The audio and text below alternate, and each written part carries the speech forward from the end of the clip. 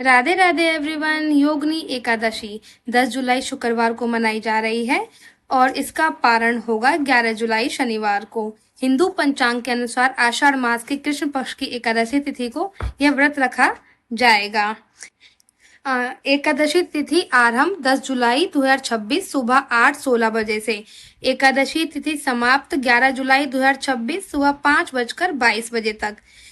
व्रत पारण का समय 11 जुलाई 2026 दोपहर 1:50 बजे से 4:36 बजे के बीच तक पारण का समय बताया गया है। इस व्रत की कथा सुनने और समझने मात्र के से जीवन में सुख समृद्धि की प्राप्ति होती है। इस वीडियो में हम आपको बताएंगे कि ये व्रत करने के क्या नियम हैं, व्रत कथा कौन सी है, किस चीज का भोग लगाएं, किस चीज से भगवान विष्णु को प्रसन्न करें। तो योगिनी एकादशी व्रत एवं पूजा विधि, इसके बहुत सरल नियम होते हैं। सूर्योदय से पहले उठें, पवित्र स्नान करें और पीले वस्त्र पहने। लकड़ी के आसन पर भगवान विष्णु की मूर्ति स्थापित करें। पीले फूल, चंदन, फल और अगरबत्ती अर्पित करें। ओम नमो भगवते मंत्र का जाप करें और व्रत की कथा पढ़ें। अभी हम आपको व्रत की कथा भी बताएंगे। संकल्प, अपने हाथ में जल और फूल धारण करें, अपना नाम बताएं और शुद्ध व्रत रखने का वचन दें। मंत्र, ओम नमो भगवते वासुदेवाय मंत्र का जाप करें। यह क्षमा और आशीर्वाद मांगने की एक सरल प्रार्थना है। उपवास के नियम क्या हैं? अनाज और चावल का सेवन ना करें। आप दूध, फल और मेवे खा सकते हैं। कई लोग बिना पानी के उपवास रखना पसंद करते हैं, जिसे कहते हैं निर्जला उपवास। अर्पण, भगवान विष्णु को जल, फिर पीले चंदन का पेस्ट और चावल के दाने अर्पित करें। अर्पण में हमेशा तुलसी का पत्ता अवश्य डालें, यह बहुत महत्वपूर्ण होता है। कथा, योगिनी एकादशी व्रत की कथा पढ़ें या सुने।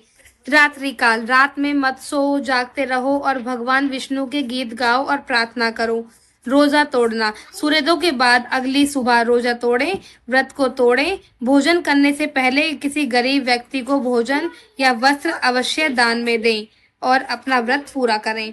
और योगिनी एकादशी की पौराणिक कथा, अलकापुर नगरी में कुबेर नाम के राजा रहते थे। वह भगवान शिव के परम भक्त थे। कुबेर की पूजा के लिए मानस सरोवर से फूल लाने का काम हेममाली नाम का एक माली करता था। एक दिन हेममाली अपनी पत्नी के प्रेम पाश में बंध गया, इस कारण वह समय पर फूल नहीं ला सका।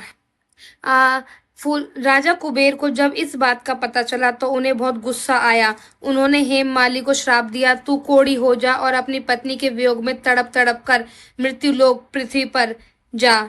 ये श्राप देते ही हेममाली इस श्राप के प्रभाव से स्वर्ग से गिरकर पृथ्वी के घने जंगलों में आ गया।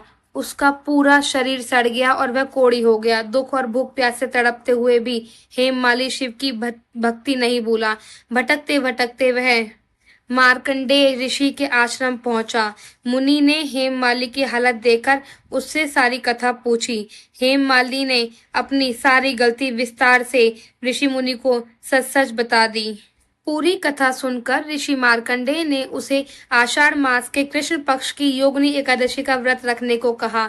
हेममाली ने पूरी श्रद्धा और नियमों के साथ यह व्रत किया। इस व्रत के प्रभाव से उसका कोढ़ रोग पूरी तरह ठीक हो गया। उसे अपना पुराना रूप वापस मिल गया और वह अपनी पत्नी के साथ खुशी से रहने लगा। तो जिस प्रकार भगवान विष्णु ने उसकी इच्छा पूरी की, भगवान सबके साथ अच्छा करें, सबकी मनोकामना पूरी करें। ओम नमो भगवते वासुदेवाय नमः। तो आप अपना व्रत सच्चे मन से, सच्ची श्रद्धा से करिए, आपकी मनोकामना जरूर पूरी होगी। धन्यवाद।